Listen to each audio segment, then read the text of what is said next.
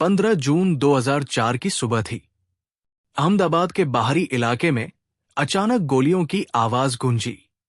कुछ ही घंटों में खबर पूरे देश में फैल गई कि पुलिस ने एक बड़े आतंकी हमले को नाकाम कर दिया है। कहा गया कि 4 लोग मारे गए हैं और उनमें एक नाम था इशरत जहां। सिर्फ 19 साल की लड़की, मुंबई के मुंब्रा की रहने वाली। टीवी चैनलों पर ब्रेकिंग न्यूज चलने लगी। अखबारों में मोटी हेडलाइन छपी, बड़ी साजिश नाकाम। लेकिन उस दिन की कहानी जितनी सीधी दिखाई गई, असल में उतनी थी नहीं। इशरत एक साधारण परिवार से थी। उसके पिता का पहले ही देहांत हो चुका था। घर की आर्थिक हालत मजबूत नहीं थी। मां पर पूरे परिवार की जिम्मेदारी थी। पड़ोसियों के अनुसार इशरत पढ़ाई करती थी और साथ ही छोटे मोटे काम करके घर में मदद भी करती थी। वो कोई चर्चित या विवादित चेहरा नहीं थी। इसलिए जब उसका नाम आतंकी साजिश के साथ जोड़ा गया तो उसके परिवार पर जैसे पहाड़ टूट पड़ा। मां का कहना था कि उनकी बेटी किसी गलत रास्ते पर नहीं थी, वो तो नौकरी के सिलसिले में बाहर गई थी। पुलिस ने दावा किया कि उन्हें पहले से गुप्त सूचना मिली थी कि कुछ लोग गुजरात में एक बड़े राजनीतिक नेता पर हमला करने की योजना बना रहे हैं। कई दिनों से निगरानी चल रही थी। बताया गया कि जिस कार में ये 4 लोग थे, उसे अहमदाबाद के पास रोका गया। पुलिस के अनुसार जैसे ही घेराबंदी हुई, कार में बैठे लोगों ने फायरिंग शुरू कर दी। जवाबी कार्रवाई में पुलिस ने गोली चलाई और 4 मारे गए। पुलिस ने कहा कि कार से हथियार बरामद हुए और ये एक बड़ी साजिश थी जिसे समय रहते खत्म कर दिया गया। लेकिन सवाल यहीं से उठने लगे, मुठभेड़ इतनी जल्दी कैसे खत्म हो गई? क्या सच में दोनों तरफ से गोलियां चली? क्या कार में बैठे लोगों को पहले से हिरासत में रखा गया था? कुछ समय बाद पोस्टमार्टम रिपोर्ट और शुरुआती तथ्यों में ऐसे संकेत सामने आए जिन्होंने आधिकारिक कहानी पर शक पैदा कर दिया। सबसे बड़ा सवाल यही था कि अगर ये असली मुठभेड़ थी तो कई बातें साफ क्यों नहीं थी? और अगर ये फर्जी थी तो फिर सच क्या था? क्या इशरत वाकई किसी साजिश का हिस्सा थी या वो गलत लोगों के साथ गलत समय पर फंस गई? उस सुबह की गोलियों की आवाज धीरे धीरे एक कानूनी और राजनीतिक तूफान में बदलने लगी। परिवार ने न्याय की मांग की, मानवाधिकार संगठनों ने सवाल उठाए और यही वो बिंदु था जहां से ये मामला सिर्फ एक पुलिस कार्रवाई नहीं रहा, बल्कि देश के सबसे चर्चित और विवादित मामलों में बदल गया। उस सुबह जब पुलिस ने कार को घेरा, कहानी सिर्फ एक लड़की की नहीं थी। कार में कुल 4 लोग थे। एक थी इशरत जहां, दूसरा नाम था जावेद उर्फ प्राणेश पिल्लई, तीसरा अमजद अली राणा, चौथा जीशान जौहर। पुलिस के मुताबिक ये चारों एक संगठित साजिश का हिस्सा थे। जावेद को इस पूरे मामले की मुख्य कड़ी बताया गया। कहा गया कि उसका असली नाम प्राणेश पिल्लई था और बाद में उसने अपना नाम बदल लिया। पुलिस ने दावा किया कि उसके कुछ विदेशी संपर्क थे और वो खुफिया एजेंसियों की निगरानी में था। बताया गया कि इशरत उसी के साथ काम के सिलसिले में घूम रही थी। परिवार का कहना था कि इशरत को असली मकसद का कोई अंदाजा नहीं था, वो तो सिर्फ नौकरी के लिए गई थी। लेकिन पुलिस की कहानी और गंभीर थी। पुलिस ने कहा कि अमजद अली राणा और जीशान जौहर पाकिस्तानी नागरिक थे। दावा किया गया कि ये दोनों सीमा पार से आए थे और किसी बड़े आतंकी संगठन से जुड़े थे। कहा गया कि उनका लक्ष्य गुजरात में एक बड़े राजनीतिक नेता पर हमला करना था। कार से हथियार मिलने का दावा भी किया गया। बताया गया कि जैसे ही पुलिस ने घेराबंदी की, कार के अंदर से गोली चली। पुलिस ने जवाबी फायरिंग की और कुछ ही मिनटों में सब खत्म हो गया। 4 की मौत हो गई। लेकिन धीरे धीरे सवाल उठने लगे, क्या वाकई कार में बैठे लोगों ने पहले गोली चलाई थी? क्या हथियार सच में वहीं से मिले थे या बाद में रखे गए? पोस्टमार्टम रिपोर्ट में कुछ ऐसे संकेत थे जिनसे शक पैदा हुआ कि गोली चलने की दिशा और दूरी पर सवाल है। और सबसे बड़ा सवाल, अगर ये लोग इतने खतरनाक मिशन पर थे तो क्या उनके मूवमेंट का कोई ठोस रिकॉर्ड था? होटल, टोल नाके, फोन कॉल, मोबाइल लोकेशन, क्या सब कुछ पुलिस की कहानी से मेल खाता था? इसी बीच इशरत का परिवार लगातार कहता रहा कि उनकी बेटी निर्दोष थी। मां ने कहा कि अगर वो किसी गलत काम में होती तो घर वाले सबसे पहले उसे रोकते। परिवार की ये लड़ाई धीरे धीरे अदालत तक पहुंचने वाली थी। जो घटना कुछ मिनटों की मुठभेड़ बताई गई थी, वो अब सालों लंबी कानूनी जंग में बदलने वाली थी।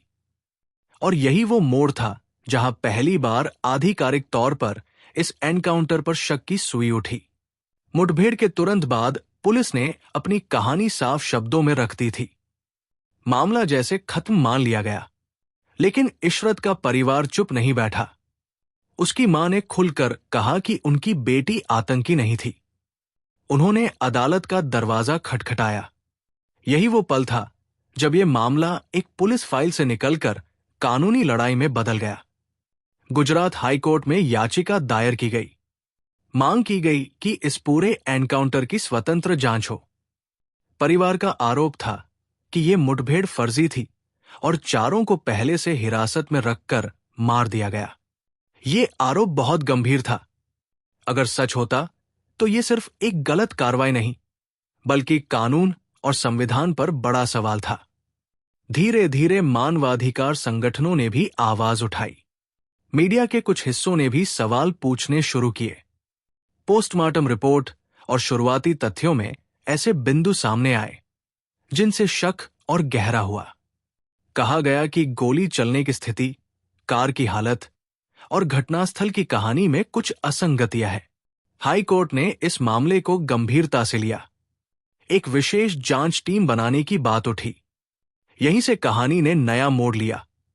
अब जांच सिर्फ स्थानीय पुलिस के हाथ में नहीं रहने वाली थी। सवाल अब सीधे पुलिस अधिकारियों की भूमिका पर था।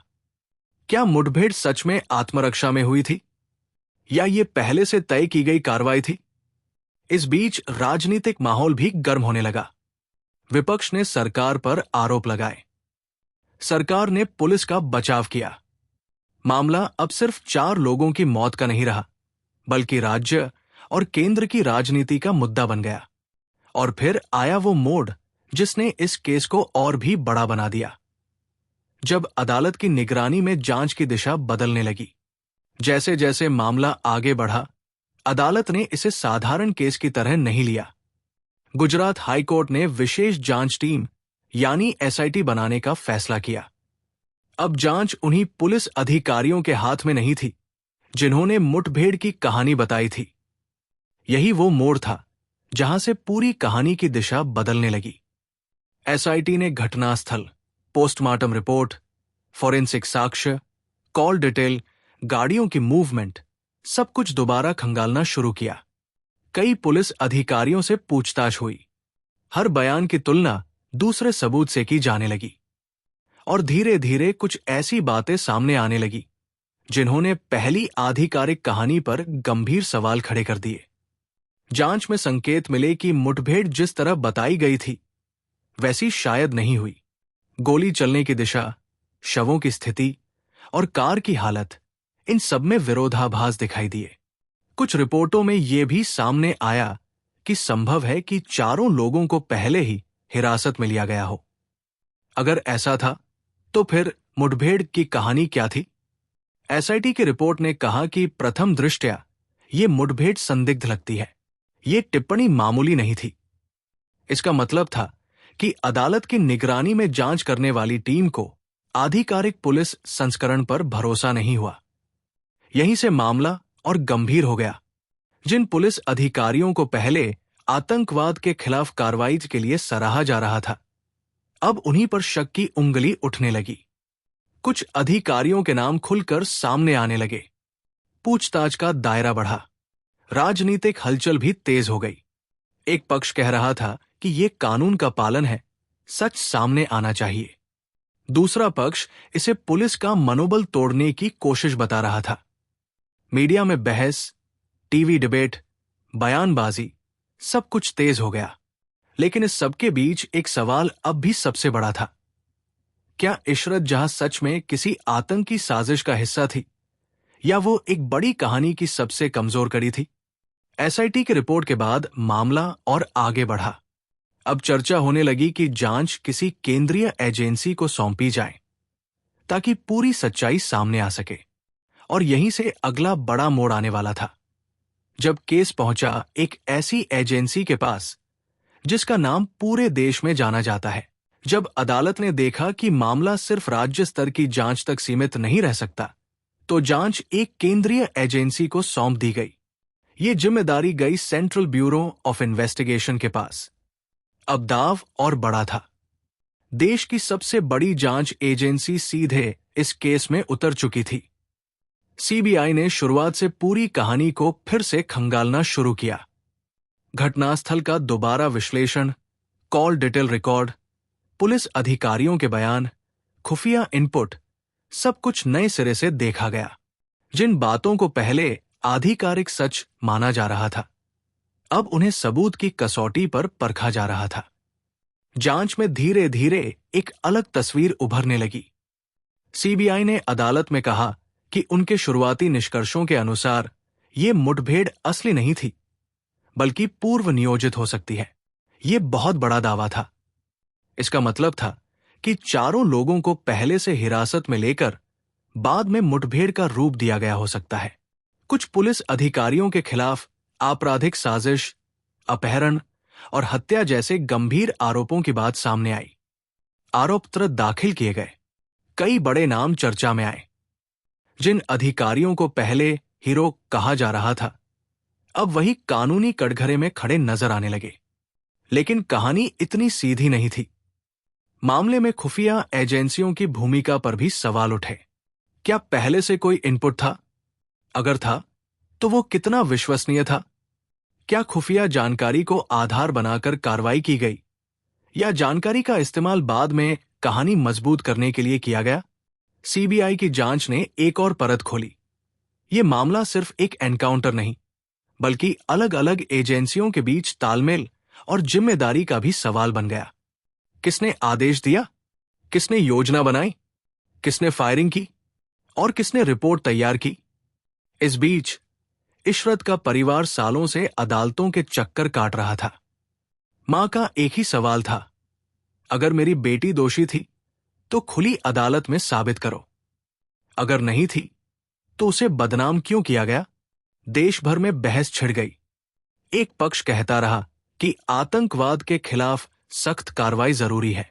दूसरा पक्ष कहता रहा कि कानून से ऊपर कोई नहीं, चाहे पुलिस ही क्यों न हो।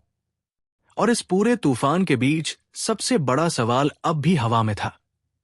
क्या इशरत जहां वाकई एक साजिश का हिस्सा थी, या वह एक ऐसी कहानी में फंस गई जिसे किसी और ने लिखा था? अब मामला अदालत में लंबी कानूनी लड़ाई की ओर बढ़ चुका था।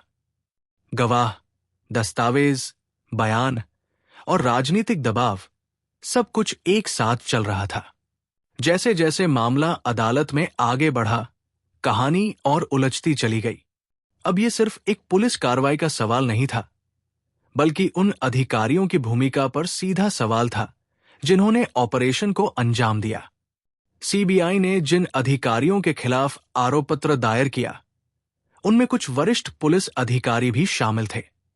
नाम सामने आने लगे, पूछताछ तेज हुई और गिरफ्तारी तक की नौबत आ गई। अदालत में कहा गया कि चारों लोगों को कथित मुठभेड़ से पहले हिरासत में लिया गया था। आरोप था कि उन्हें कई दिनों तक अलग अलग जगहों पर रखा गया, फिर एक सुनियोजित तरीके से मुठभेड़ का रूप दिया गया। अगर यह सच होता तो यह सिर्फ फर्जी एनकाउंटर नहीं, बल्कि अपहरण और हत्या का मामला बनता। कुछ अधिकारियों ने अपने बचाव में कहा कि उन्हें खुफिया इनपुट मिला था कि एक आतंकी साजिश चल रही है। उनका तर्क था कि कार्रवाई राष्ट्रीय सुरक्षा के तहत की गई। उन्होंने कहा कि मौके पर स्थिति अचानक बिगड़ी और आत्मरक्षा में गोली चलानी पड़ी। लेकिन जांच एजेंसी का कहना था कि घटनास्थल के साक्ष्य इस कहानी से मेल नहीं खाते। फोरेंसिक रिपोर्ट, कॉल रिकॉर्ड और गवाहों के बयान, इन सब ने आधिकारिक दावे पर सवाल उठाए। अदालत में लंबी बहस चली। हर सुनवाई के साथ नई जानकारी सामने आती रही। इस दौरान मीडिया में भी तीखी बहस होती रही। एक तरफ ये कहा गया कि पुलिस का मनोबल तोड़ा जा रहा है, दूसरी तरफ ये तर्क दिया गया कि अगर कानून के रखवाले ही कानून तोड़ेंगे तो आम नागरिक का भरोसा कैसे बचेगा। सबसे संवेदनशील सवाल फिर वही था, क्या इशरत जहां सच में किसी आतंकी नेटवर्क का हिस्सा थी? कुछ खुफिया इनपुट का हवाला दिया गया, लेकिन अदालत में पुख्ता आपराधिक साक्ष्य की मांग की गई। सिर्फ संदेह काफी नहीं था। साल बीतते गए, केस लंबा खिंचता गया। कुछ आरोपी अधिकारियों को जमानत मिली, कुछ पर आरोप तय करने की प्रक्रिया चली।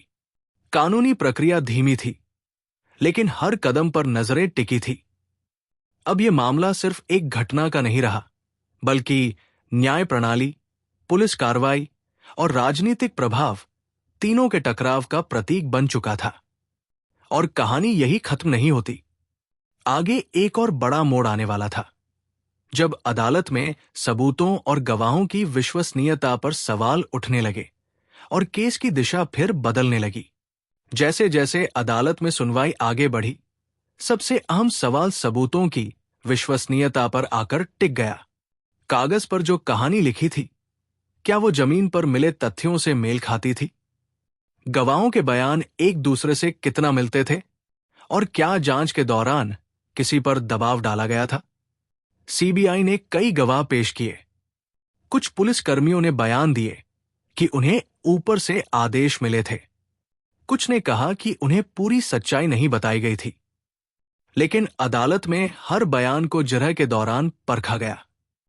बचाव पक्ष के वकीलों ने कहा कि कई गवाह अपने बयान बदल रहे हैं। अगर बयान बदल रहे हैं तो असली सच कौन सा है? फॉरेंसिक रिपोर्ट पर भी बहस हुई।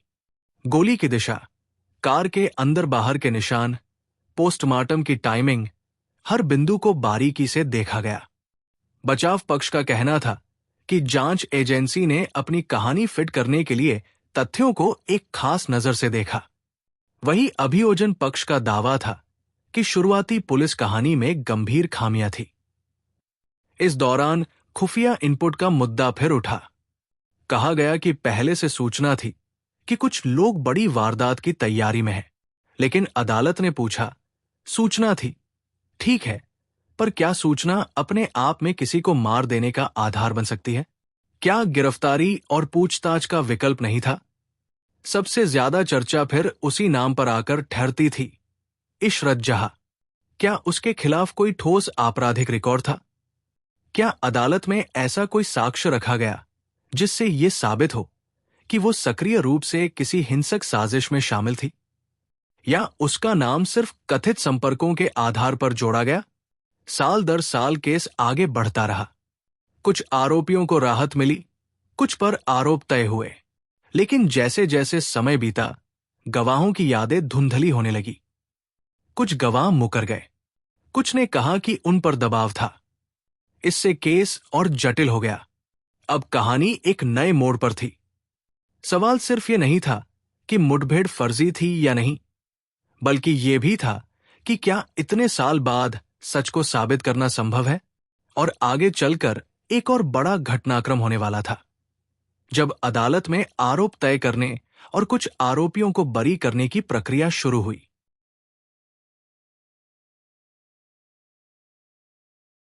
समय बीतता गया और केस अदालत की धीमी लेकिन भारी प्रक्रिया में आगे बढ़ता रहा।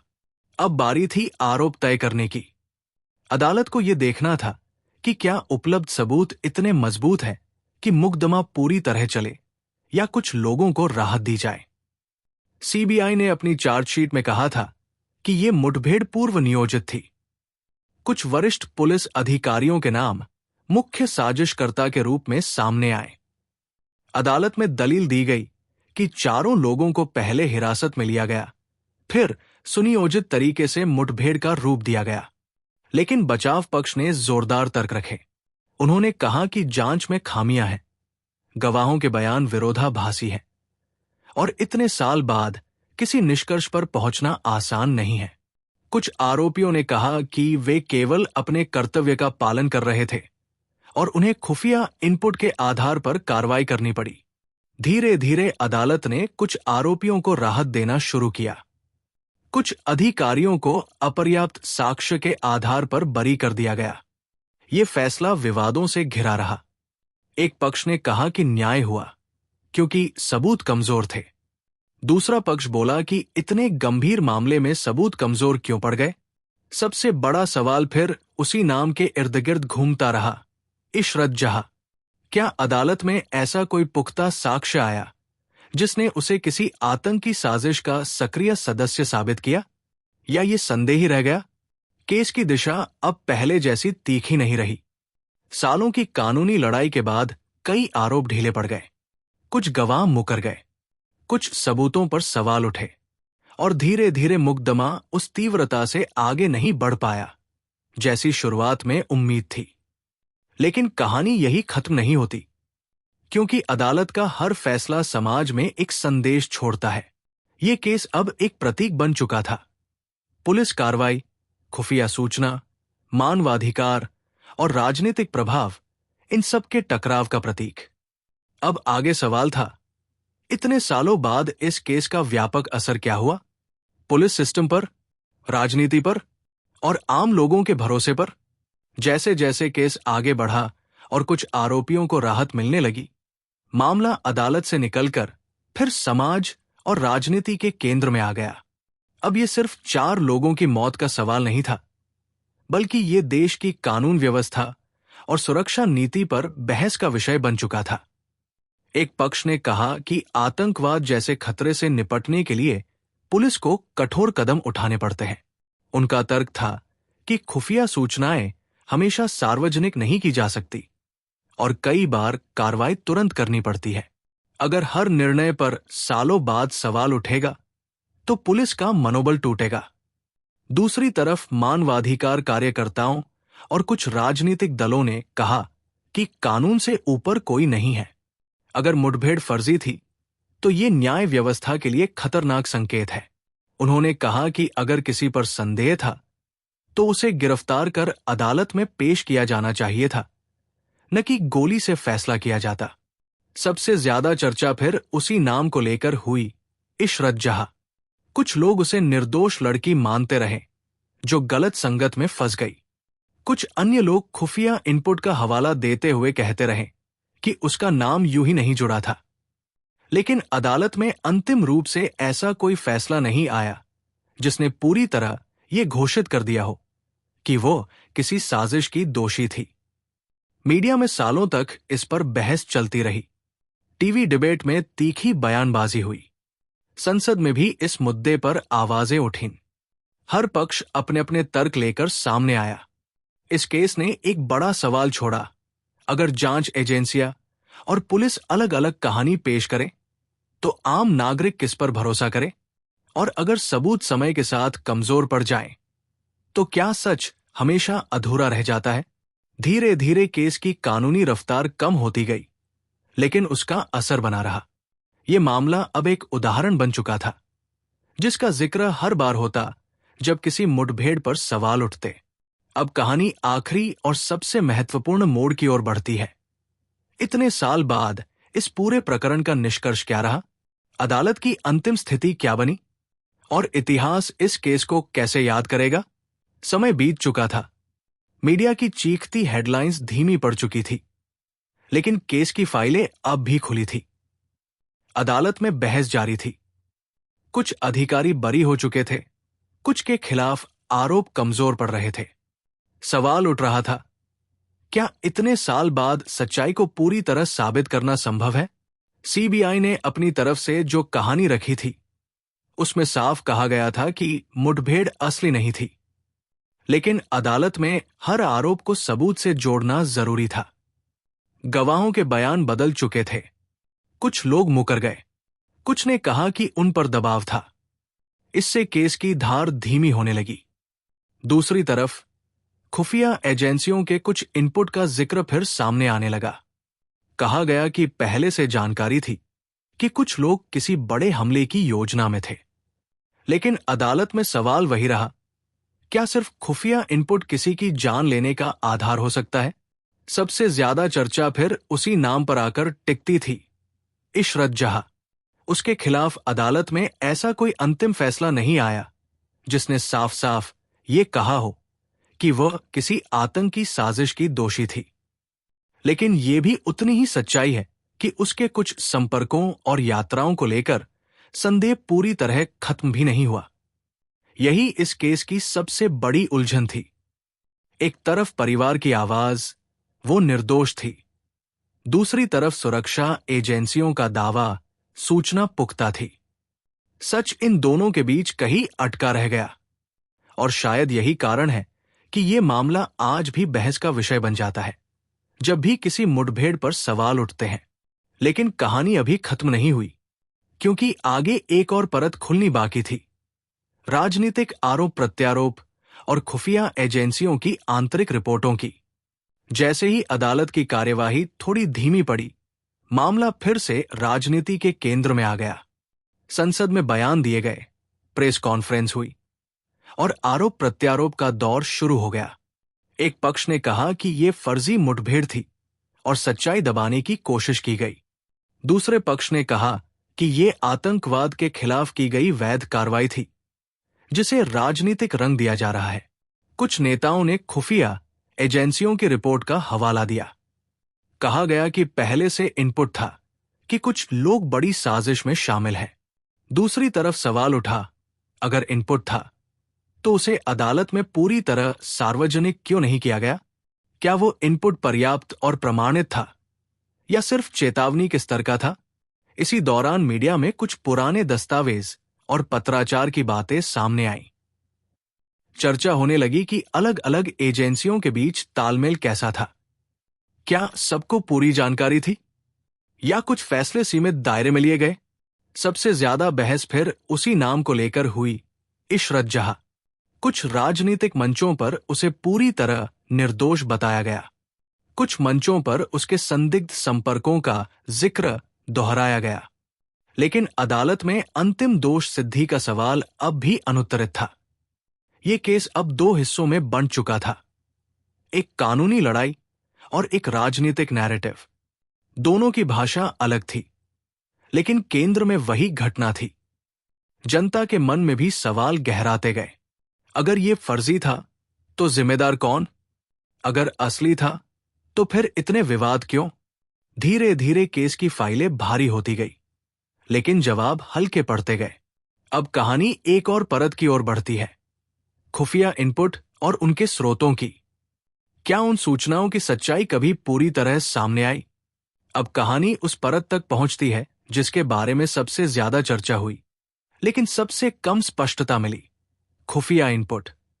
कहा गया कि मुठभेड़ से पहले सुरक्षा एजेंसियों को सूचना मिली थी कि कुछ लोग गुजरात में एक बड़े राजनीतिक नेता को निशाना बनाने की योजना बना रहे हैं। ये सूचना कथित तौर पर केंद्रीय खुफिया तंत्र से राज्य एजेंसियों तक पहुंची थी। सवाल ये नहीं था कि सूचना थी या नहीं। सवाल यह था कि वो सूचना कितनी ठोस थी। क्या वो सिर्फ सामान्य चेतावनी थी या उसमें नाम, स्थान और योजना का स्पष्ट विवरण था? कुछ दस्तावेजों में संकेत मिले कि कुछ संदिग्ध लोगों की गतिविधियों पर नजर रखी जा रही थी। लेकिन अदालत में यह बहस हुई कि खुफिया सूचना अपने आप में अदालत में स्वीकार्य सबूत नहीं होती जब तक उसे ठोस साक्ष्य से जोड़ा न जाए। यही फिर वही नाम चर्चा में आया, इशरत जहां। कुछ दावों में कहा गया कि उसका नाम भी खुफिया इनपुट में आया था, लेकिन यह भी कहा गया कि किसी व्यक्ति का नाम किसी रिपोर्ट में आ जाना उसे अदालत में दोषी साबित करने के बराबर नहीं है। जांच के दौरान यह भी सवाल उठा कि अगर खतरा इतना बड़ा था तो गिरफ्तारी क्यों नहीं की गई? क्या निगरानी के बाद कानूनी प्रक्रिया के जरिए कार्रवाई संभव नहीं थी? या हालात ऐसे थे कि पुलिस ने तत्काल कदम उठाया? इस परत ने केस को और जटिल बना दिया, क्योंकि अगर खुफिया इनपुट सही था तो कार्रवाई का तर्क मजबूत दिखता है, लेकिन अगर इनपुट अधूरा या संदिग्ध था तो फिर पूरी कार्रवाई सवालों के घेरे में आ जाती है। यही वो बिंदु था जहां सच और संदेह के बीच की रेखा और धुंधली हो गई। अब कहानी आगे बढ़ती है उस दौर की ओर जब वर्षों बाद अदालतों में अंतिम राहतें मिलने लगी और केस लगभग शांत होता दिखा। लेकिन क्या सच भी शांत हुआ? साल दर साल सुनवाई चलती रही, गवाह आते रहे, बयान बदलते रहे, दस्तावेज पेश होते रहे, लेकिन समय का असर हर केस पर पड़ता है, और यहां भी वही हुआ। कुछ गवाह अपने पुराने बयान से मुकर गए। कुछ ने कहा कि उन्हें ठीक से याद नहीं। कुछ ने यह तक कहा कि उन पर पहले दबाव था। इससे केस की बुनियाद कमजोर होने लगी। अदालत ने सबूतों को बारीकी से परखा। जहां पर्याप्त साक्ष्य नहीं मिले, वहां कुछ आरोपियों को राहत मिली। धीरे धीरे कई अधिकारी कानूनी तौर पर बरी होते गए। अभियोजन पक्ष की कहानी, जो शुरुआत में बहुत मजबूत दिखाई दे रही थी, समय के साथ उतनी धारदार नहीं रही। लेकिन इसका मतलब यह भी नहीं था कि आधिकारिक मुठभेड़ की पहली कहानी पूरी तरह सिद्ध हो गई। सच मानो तो दोनों पक्ष अपनी अपनी अधूरी कहानी के साथ खड़े रह गए। एक तरफ कहा गया कि फर्जी मुठभेड़ थी, लेकिन पर्याप्त सबूत अदालत में टिक नहीं पाए। दूसरी तरफ यह भी साफ तौर पर सिद्ध नहीं हो पाया कि चारों लोग किसी बड़े हमले को अंजाम देने वाले थे। सबसे ज्यादा चर्चा फिर उसी नाम के इर्द गिर्द घूमती रही, इशरत जहां। अदालत ने उसे किसी आतंकी अपराध में दोषी करार नहीं दिया, लेकिन कुछ खुफिया संदर्भों और संपर्कों पर उठे सवाल भी पूरी तरह शांत नहीं हुए। यही इस केस की सबसे बड़ी पहेली बन गई। कानूनी तौर पर कई लोगों को राहत मिली, केस की तीव्रता कम होती गई, लेकिन समाज में बहस खत्म नहीं हुई। कुछ लोग आज भी इसे फर्जी मुठभेड़ मानते हैं। कुछ लोग आज भी कहते हैं कि सुरक्षा एजेंसियों के पास कारण थे। इतने सालों बाद यह मामला सिर्फ एक पुरानी फाइल नहीं रहा, बल्कि एक मिसाल बन गया। जब भी देश में किसी मुठभेड़ की खबर आती, लोग इस केस को याद करने लगते। सवाल उठता, क्या हर मुठभेड़ वैसी ही होती है जैसी बताई जाती है, या कभी कभी कहानी के पीछे भी कहानी होती है? कानूनी जगत में भी इस केस का असर पड़ा। अदालतों ने बाद के कई मामलों में यह दोहराया कि किसी भी पुलिस कार्रवाई को सबूत की कसौटी पर परखा जाएगा। सिर्फ आधिकारिक बयान काफी नहीं है। फोरेंसिक, गवाह, दस्तावेज, सबकी जांच जरूरी है। सुरक्षा एजेंसियों के भीतर भी ये केस चर्चा का विषय बना। खुफिया इनपुट को कैसे रिकॉर्ड किया जाए, कार्रवाई की प्रक्रिया कितनी पारदर्शी हो, और ऑपरेशन के बाद दस्तावेजीकरण कितना मजबूत हो, इन सब पर नए सिरे से सोच हुई। लेकिन समाज के स्तर पर असर और गहरा था। एक पक्ष ने इसे राज्य शक्ति के दुरुपयोग का उदाहरण माना। दूसरा पक्ष इसे आतंकवाद के खिलाफ सख्ती की जरूरत का प्रतीक बताता रहा। और बीच में खड़ा रहा वही नाम, इशरत जहां। कुछ लोगों के लिए वह एक मासूम लड़की थी जिसकी जिंदगी अचानक खत्म हो गई। कुछ लोगों के लिए वो एक संदिग्ध कड़ी थी जिसके बारे में पूरी सच्चाई कभी सामने नहीं आई।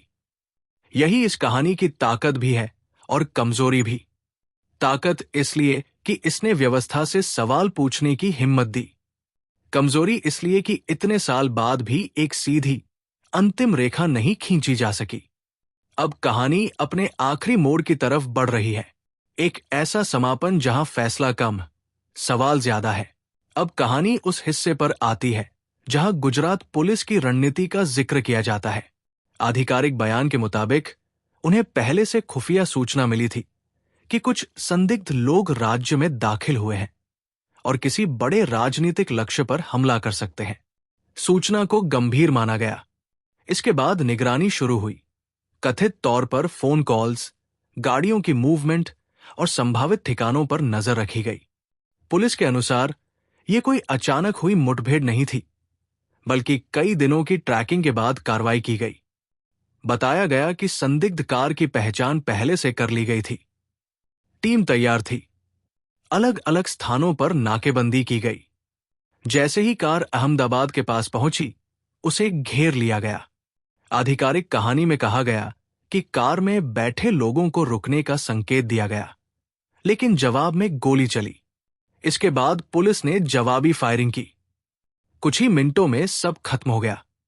चारों मारे गए।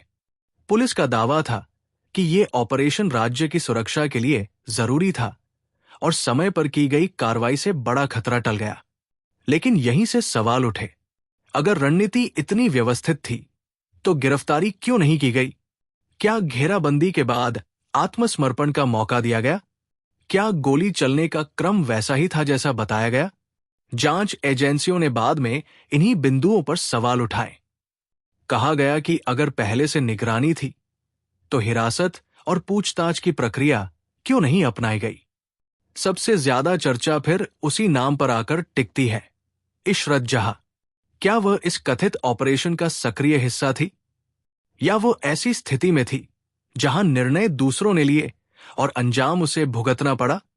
यही इस ऑपरेशन की सबसे बड़ी पहेली है। रणनीति की कहानी एक तरफ है, लेकिन उसके पीछे की पूरी सच्चाई आज भी बहस का विषय है। अब कहानी अंतिम चरण में प्रवेश कर रही है, जहां हमें यह देखना है कि इतने वर्षों बाद भी क्यों ये केस पूरी तरह शांत नहीं हुआ। साल बीत गए, अदालतों की सुनवाई धीमी पड़ गई, कुछ अधिकारी बरी हुए, कुछ आरोप टिक नहीं पाए।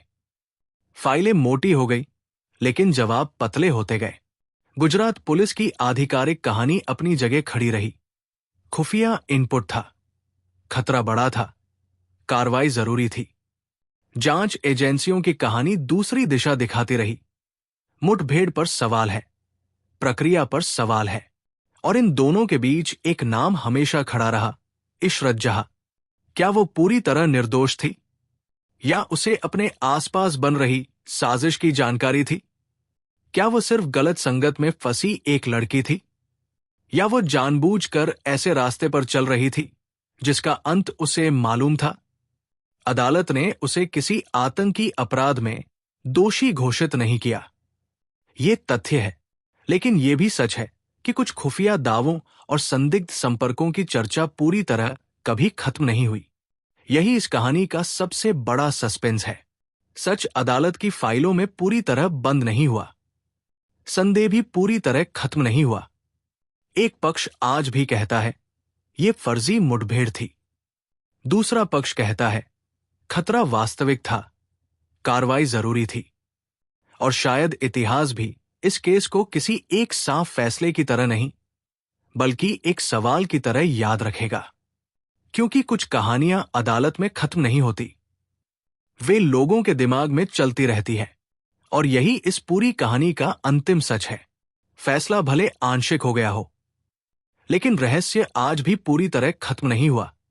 अगर आपको यह पूरी सच्ची और रहस्यमयी कहानी पसंद आई हो तो वीडियो को लाइक करें, चैनल को सब्सक्राइब करें और बेल आइकन जरूर दबाएं, ताकि ऐसी ही गहराई वाली कहानियां आप तक सबसे पहले पहुंचे। आपका एक सब्सक्राइब हमें और सच्ची कहानियां लाने की ताकत देता है। धन्यवाद।